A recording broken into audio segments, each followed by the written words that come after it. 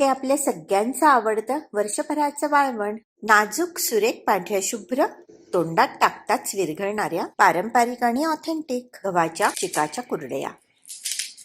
शिजवलेला चीक असा मळून घ्यायचा म्हणजे कुरडई एकसंध नाजूक सुरेख पडते. बऱ्याच जणांचा एक गैरसमज असतो की चीक मळता येत नाही, गरम गरम असतानाच कुरडया पाडायच्या. पण तुम्ही बघताय चीक किती सुरेख मळला जातो. त्यासाठी एक खास पदार्थ चीक शिजवताना घालायचा आहे. त्याचबरोबर सोऱ्यामध्ये अनेक शेवेच्या ताटल्या असतात. त्यातल्या कुठल्या ताटल्या कुरडया बनवण्यासाठी योग्य आहेत हे पण बघूयात. प्रथम थोडक्यात बघूयात गव्हाचा चीक कसा बनवायचा आणि मग आपल्या मूळ रेसिपीला सुरुवात करूयात. 500 ग्रॅम गव्हापासून 500 मिलीलिटर चीक तयार झाला आता. तर आता चीक बनवण्यासाठी गहू कुठला घ्यायचा, कसा घ्यायचा? तर गहू कुठला पण घ्या, पण तो खाऊन पिऊन एकदम टमटमीत गुबगुबीत झालेला गहू पाहिजे. उगाच डाएट करून सुकलेला गहू नको. म्हणजे विनोदाचा भाग सोडा, पण गहू कसा भरलेला पाहिजे, हाताला जड लागणारा गहू पाहिजे. म्हणजे त्याच्यामध्ये सबस्टन्स जास्त असतो, आपल्याला चीक जास्त मिळतो. सो इथे मी सिहोर गहू घेतलेला आहे. तर आता ह्याचा आपण चीक काढायला घेऊया. हा गहू आता 3 दिवस पाण्यात भिजवायचा आणि जरा कोमट पाणी घालायचं. म्हणजे हा लुकवॉर्म. आपण 3 दिवस गव्हामध्ये पाणी घालत होतो. म्हणजे पहिल्या दिवशी पाणी घातलं, ते पाणी दुसऱ्या दिवशी काढलं, नवीन पाणी घातलं, ते पाणी तिसऱ्या दिवशी काढलं, परत नवीन पाणी घातलं आणि आजचा 4था दिवस. तर असे 4 दिवस गहू व्यवस्थित भिजलेले आहेत. आणि आता गव्हात पाणी घालून गहू वाटून घ्यायचे. पाण्याला काही प्रमाण नाहीये, तुम्हाला पाहिजे तसं पाणी तुम्ही घालू शकता. आणि आता हे मिक्सरला लावून वाटून घ्या. हे जे वाटलेले गहू आहेत ते पहिल्यांदा चाळणीमधनं काढून घ्यायचे.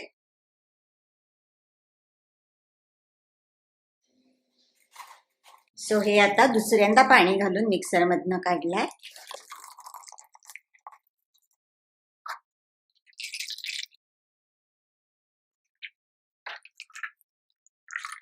परत म्हणजे तिसऱ्यांदा ब्लेंडर मध्ये पाणी घालून फिरवून घ्यायचा.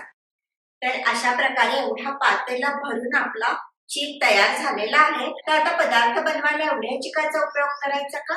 तर नाही. हा झाकून ठेवायचा. त्याच्यावरचं जे आपण खूप सारं पाणी घातलेलं आहे ते वरती येईल. वरचं पाणी काढून टाकायचं आणि चिकाचा थर खाली बसेल आणि त्यानंतर आपण ह्याचे पदार्थ बनवायला घेऊ शकतो. किंचित तांबूस चिकाच्या कुरडया जास्त छान लागतात. त्यामुळे हा चीक पाणी घालून एक 4 ते 5 तास अजून थोडा आमण्यासाठी झाकून ठेवायचा. 4-5 तासांनी वर जमलेलं पाणी काढून टाकायचं आणि खालचा असा घट्ट दाट चीक कुरडया बनवण्यासाठी वापरायचा. असा दाट पांढरा शुभ्र चीक झाला की कुरडया पण सुरेख होतात. चला तर आता कुरडया बनवायला घेऊयात. त्यासाठी घ्यायचंय एक माप म्हणजे 1 बोल गव्हाचा चीक आणि 1 बोल पाणी. म्हणजे गव्हाच्या चिकाचा आणि पाण्याचा रेशो झाला 1:1. पाण्यात घालायचंय मीठ आणि चीक उत्तम बनण्यासाठी, उत्तम मळला जाण्यासाठी हा एक खास पदार्थ म्हणजे 1 चमचा तेल. पाणी उकळायचं आणि मग त्याच्यामध्ये चीक ढवळून एकसंध धारेने हळूहळू सोडायचा. चीक सोडताना मिश्रण सतत ढवळायचं, नाहीतर चिकाच्या पटकन गुठळ्या होतात. मिश्रण पटकन शिजतं, पटकन घट्ट होतं. हे बघा झालं की नाही पटकन घट्ट. आता झाकण ठेवून एक वाफ आणायची. गॅस मंदच ठेवायचा. आता चीक पूर्ण शिजलाय. गॅस करायचा बंद. चीक थोडासा निवला की हात लावून बघा, हाताला चिकटला नाही म्हणजे व्यवस्थित झालाय. चांगला घोटायचा. चीक घोटताना पॅनच्या कडेला तयार झालेला पापुद्रा पण ह्याच्यामध्ये मिसळला गेलाय, तर तो काढून टाकायचा किंवा काही गाठी असतील तर त्या मोडायच्या. नाहीतर कुरडया पाडताना सोऱ्याच्या भोकामध्ये अडकतील आणि कुरडया पाडायला त्रास होईल. सोऱ्याला किंचित तेल लावून घ्यायचं आणि सोऱ्यामधल्या या शेवेच्या प्लेट्स 1 ते 5 असा नंबर दिलाय ह्याला. नंबर 1 आहे सगळ्यात जाड शेवेसाठी. आपल्याला वापरायचे मध्यम जाडीच्या शेवेची प्लेट. नंबर 5 आहे सगळ्यात बारीक शेवेसाठी. तर ही नंबर 3 ची आणि नंबर 4 ची प्लेट योग्य आहे. आणि आता ही नंबर 3 ची प्लेट सोऱ्याला लावून घेते. गरम असताना चीक सैल असतो. गरम चिकाला हात लावू नका, चमच्याने भरा. पण जरासा गार झाला की असा मस्त हाताने मळता येतो आणि हा गोळा आरामात सोऱ्यात भरता येतो. शिवाय कुरडया पण एकसंध आणि सुरेख पडतात. 3 नंबरच्या प्लेटनी कुरडया किंचित जाड पडतात. ह्या अशा गव्हाच्या चिकाच्या बाबतीत आणि त्यापासून बनणाऱ्या पदार्थांचा एक मोठा व्हिडिओ पोस्ट केलेला आहे. त्याची लिंक डिस्क्रिप्शन बॉक्समध्ये देते. ते सगळे पदार्थ तुम्ही बघू शकता. सोऱ्यात घालायच्या आधी चिकाचा गोळा चांगला मळून घ्यायचा. असा मळला की कुरडया सुरेख, सुंदर, एकसंध आणि नाजूक होतात. चीक शिजताना जे 1 चमचा तेल घातलंय त्यामुळे हा सुरेख मळला जातो आणि एकदम मऊ होतो. आता वापरतीये नंबर 4ची प्लेट. माझा चॉईस आहे नंबर 4ची प्लेट. त्याने कुरडया जास्त नाजूक होतात. कुरडयांचा वेढा फार जवळ आणि घट्ट नका घेऊ, नाहीतर काय होतं ना, तळताना घट्ट भाग तळला जात नाही आणि तो तसाच कच्चा कडकडीत राहतो. बघा किती नाजूक आणि मस्त पडतायत कुरडया. आणि आता या तयार कुरडया उलट्या पालट्या करत 2 दिवस व्यवस्थित वाळवून घ्यायच्या.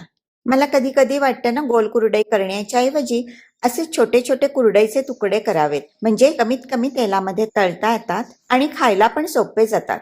कडकडीत ऊन असेल तर 2 दिवसात कुरडया वाळतात, पण फार ऊन नसेल तर मात्र कुरडया वाळायला 3 दिवस लागू शकतात. आणि ही सरळ रेषेत पाडलेली कुरडई. कुरडया अशा खणखणीत वाळल्या की सणसणीत फुलतात आणि अजिबात कडकडीत राहत नाहीत. तेल छान तापलं ना की मग त्याच्यामध्ये कुरडई सोडायची.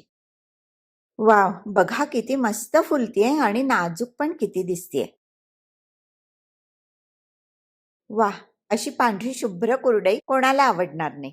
बनवायला काहीच अवघड नसते. जर असं मनावर घेतलं की पटकन बनते. फारसे कष्ट पण नसतात. व्हिडिओ आवडला तर लाईक करा. चॅनल शेअर आणि सबस्क्राईब करून तुमचा सपोर्ट द्या. तुम्ही कुठल्या गावातनं व्हिडिओ बघताय हे पण सांगा.